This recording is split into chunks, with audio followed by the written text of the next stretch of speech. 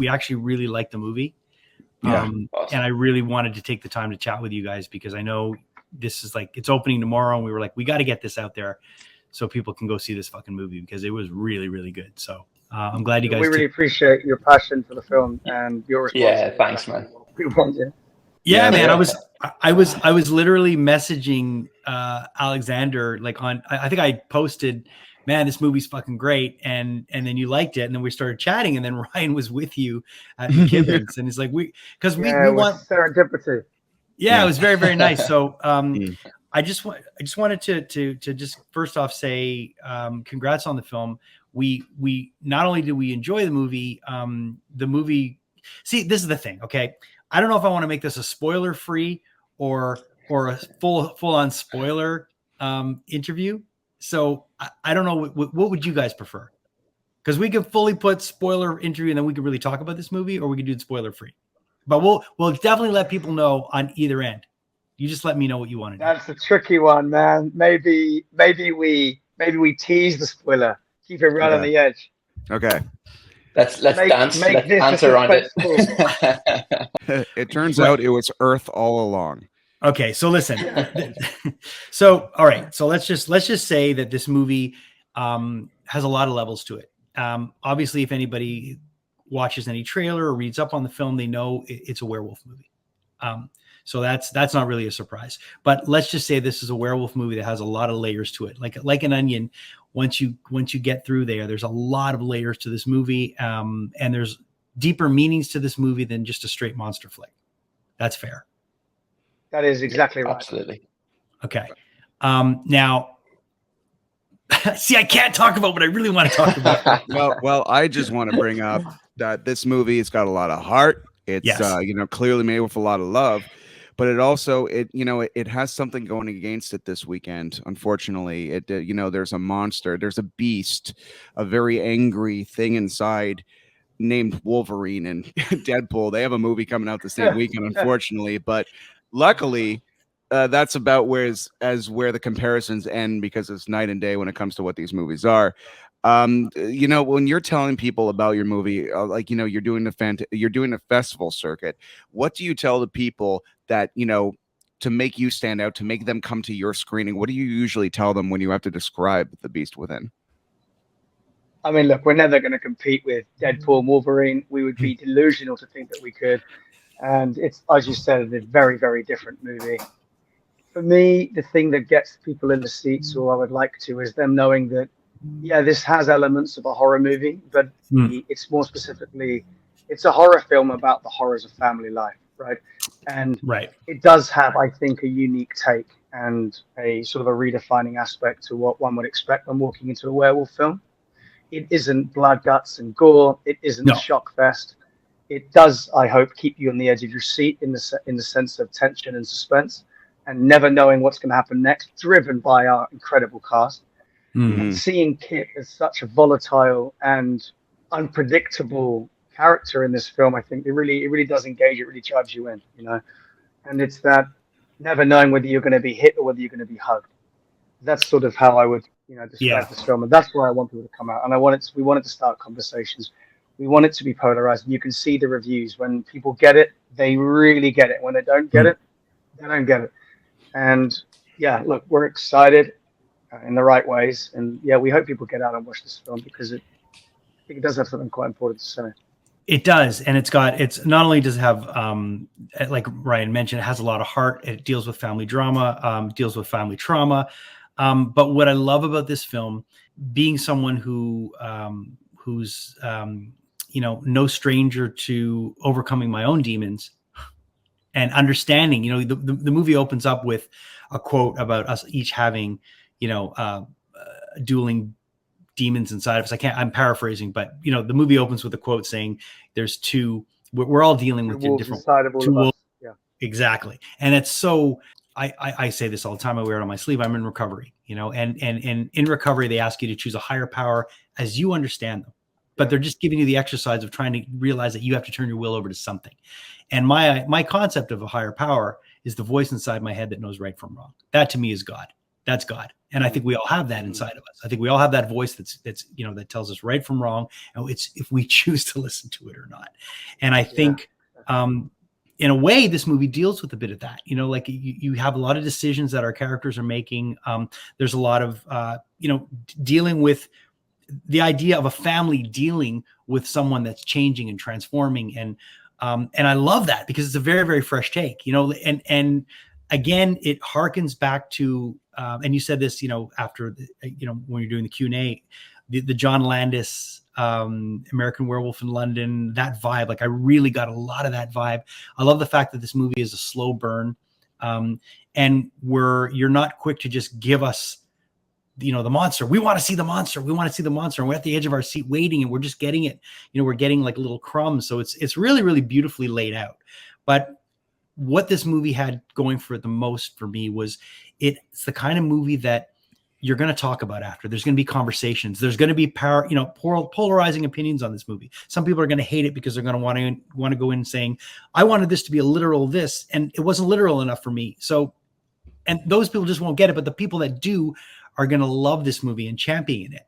And I think back to movies that really blew me away in the cinema and stayed with me. And those are the movies that I've always championed, movies like Memento, movies that movies like The Sixth Sense, like movies that had this thing that was so such a great payoff for watching that you're like, man, I want to watch it again just to understand it differently. And it's so that I think right out of the gate, no matter what happens in your guys' careers, no matter if you go on to, blockbusters, whether you're the one that's going to be the big blockbuster going against the little indie movie, you're going to be able to say that you made a movie like that, and not a lot of people can.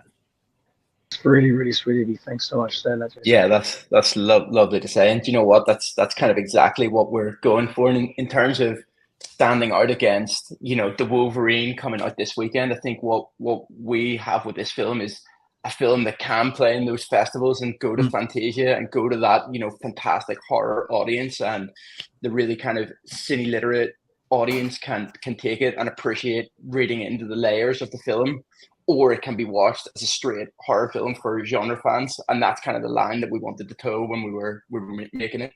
Yeah, well, achieved. Awesome. I also have a voice that I listen to in my head, Jason. I feel there's a wolf in me, and he is thirsty at nighttime a lot. And we had a good time. We had time at we had a good time at McGibbon's after the screening. We all were kind of bonding. And that wolf was thirsty. Talking. See, I never see that. That wolf, my co-host, locks himself up and never lets me see that side of him. Thanks for calling me a wolf. I appreciate it. No, I feel cool. I'm like, oh yeah, I'm a wolf, huh? But it's just like, It was when he took all his clothes off, Jason, started howling at the moon. I was like, you're taking this too literally. Yeah, there you go. So you had a great group of guys, not just talking about the film. I mean, we're talking about the premiere. Tell our audience right here about how it felt to premiere in front of an audience that, like a Fantasia audience, that is so hungry, no pun intended, to literally howl at the moon, if you will, at every reaction, every emotion, every big kill. Like, I found the Fantasia audience were very respectful, where they were kind of really taking it in, because you didn't make like just a straight up gore B-movie slasher film. This is, it has horror elements, but this is about a family. How did you feel putting this vision that you've had for so many years, finally putting it out into the world in front of audience in particular? Look, I'd say that Fantasia was the perfect opening ground for this film, right? I mean, first of all, when we arrived there, to see a queue of we were sold out at 800 people, right? And they were queuing around the block, and it was just the most humbling. It was the most humbling experience of our lives. And we walked that line from the beginning to the end, shaking everyone's hands, like in disbelief, thanking them so much for being there. It was so humbling. I wanted to queue up at the back of the line myself. It really was. Yeah, it was a great experience, and I felt, normally you'd sit amongst an audience, especially your first time, and you'd be panicked, right, by the reception. But I actually felt incredibly comforted in that audience, right? And as you said, like they were reacting perfectly and sort of like in support. Also, we saw that within the Q&A. it will. I mean, I know Greer can speak for himself, but that experience will live with us for the rest of our lives. It was surreal in all the wonderful ways. It's with Fantasia, it's like that's almost who you make these type of films for that audience. Yeah. And it's like, but as you say, what was brilliant about our screening was, even though the film isn't the kind of blood and gore fest that you might expect from a werewolf film, they really did respect it. They really did take it in. You could tell people were really thinking about it. So it was a lovely experience. It was the perfect first time for us to watch it. And the funny thing is, because of production problems and all the rest of it, we actually didn't really have a chance to do any test screenings with this film outside like friends and family. Right. So for us, it was really the first. It was like just being thrown into the fire. We were like kind of sitting there. It was a test screening where nothing could be done after it. Right? Yeah, exactly. It's like don't give us any notes. It's the test screening where well, hey, this is our test screening, but we can't do a fucking thing about this at this point. Exactly. I gotta say, the star of the movie is Kit Harrington from Game of Thrones. Everybody out there, and if you like Kit Harrington, you are going to see a lot of him. I had to say that. An intimidatingly large amount of him. Anyway, very strong back he has. Yes. So Kit Harrington, what was it like working with him? Such a big star, a phenomenal genre-defying series, Game of Thrones, in which I've never seen a single episode of. But I managed to so why are you talking about Kit? But I managed to catch Kit in multiple other fucking movies. Yeah, and I think he's really talented. Don't talk about fucking. I don't get fucking Jon Snow's fucking name out of your fucking mouth. Okay. Because I sat through 8 seasons of that with my wife. I bought a 4K fucking set. Of that movie, of that whole series, because when you watch it on HBO streaming, it looked like fucking garbage because it was all artifact and pixelated. The only way to watch that show, when you do watch it, because I'm going to make you watch it now, sure, is in 4K. Okay, and he's a bastard. Okay, just so you know. Okay, well, sorry. Well, anyhow, I know not you. Jon Snow's a bastard. Okay, I know. I know he's I know he's a talented actor that has good musical taste. He's visited Osheaga and stuff. Anyhow, he's in this movie. There's a duality. I mean, you spend the entire time in American Werewolf in London, falling in love with this guy and just being like, "Oh my God, this thing's happening to him. This poor guy." But Kit is there's 3 levels to him if you really want. There's the when he's in a good mood, when he's not in a good mood, and then everything else that we'll let the audience put together. The thing about Kit, that duality and that role, was that written on the page before he was cast, or is that something that you both had to really collaborate on to find the many shades of this character, because it's kind of complicated when you think about it? Yeah, look, I mean, Kit really is a phenomenal actor, and he did change the dynamics of our character, as every great actor did. And in the rehearsal process, he brought this animalistic quality to Noah when he's not wolf that we leaned into really heavily. And we discovered a lot of colors through, working in the blocking and the rehearsal stages of this film. Kit definitely made that his own. And you asked earlier, like, what it was like working with somebody who is such a star. You wouldn't have known it on set. He is the most humble, most still, kindest, and he's a very observational creature. He's very still, and he takes everything in. And it really was like the perfect experience for a debut director. It could have been very difficult, and it was the opposite of it. He was just there, hanging out amongst the madness and the mud and in the trenches, and both in production and post-production. He was a huge ambassador for the director's cut of this film. It's the director's cut that we got over the line. And that was 90% because of Kit Harrington's bravery and courage, and he is a dear friend now. I hope he will always be one, and I hope to work with him again in the future. Yeah, phenomenal actor. And all kidding aside, Ryan, you got to watch Game of Thrones, because he's so nothing, Ryan. You know nothing. No, but really, Ryan, he is first of all, the show is incredible, but will it take watching 8 seasons to find nothing funny, or is that relatively no. Okay. One thing I'll tell you about Game of Thrones, just to give you a real quick quick synopsis: don't get attached to any of the characters. Oh no, that's what I understand. No. Don't Fall get in love attached with to. Sean Bean, Brian. You'll be fine. Fall in love with Sean Bean. Everything will work out. Wow, you are dark, Alexander. You are dark. Sean Bean dies in everything. It's Have you part of seen his my content. movie, Jason? So the ironic thing, Ryan, are you going to watch it? Game of Thrones? Well, eventually, but like it's just. But do you care if we spoil some stuff? I won't remember this conversation in 20 minutes. So I watched Game of Thrones. My wife is a massive Game of Thrones fan. We're watching House of the Dragon now.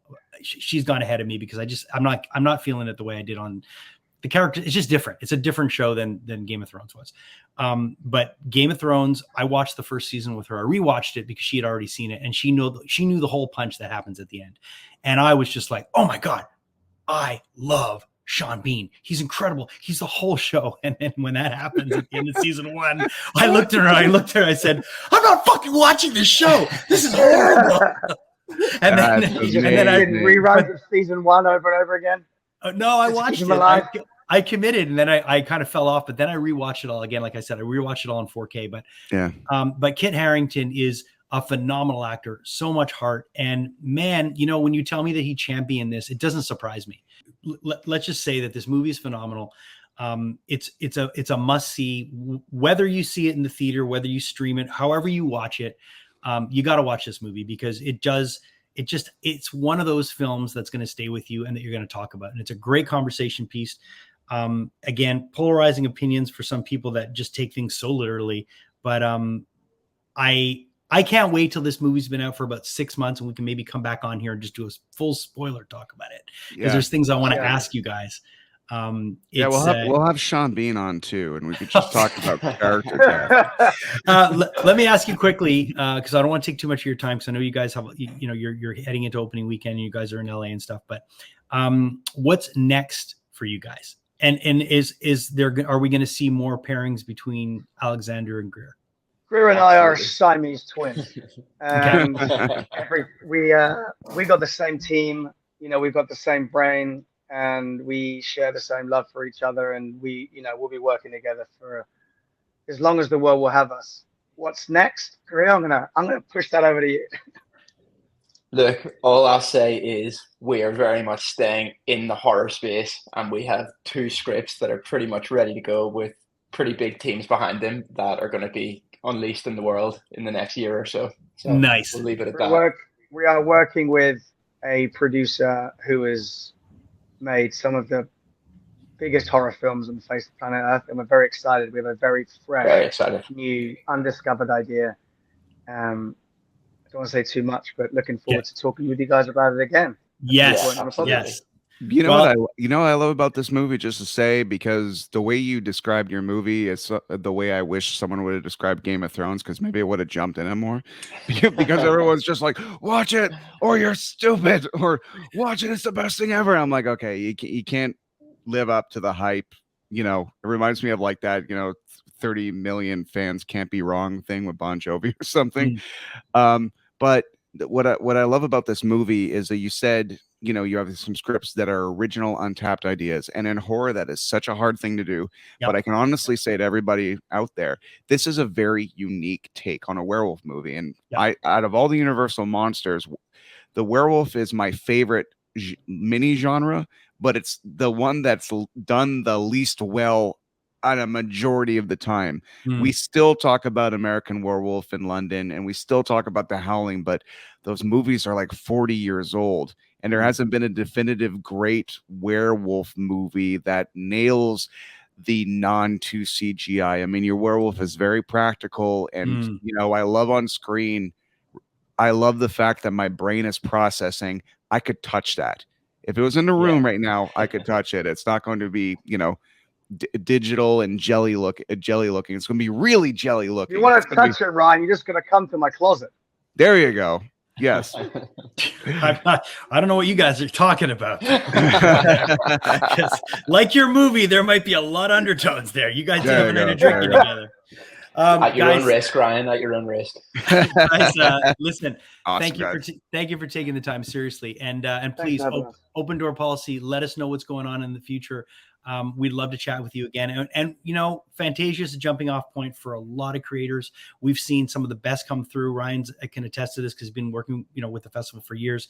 You know, we've seen a young James Gunn. We've seen a young Mike Flanagan.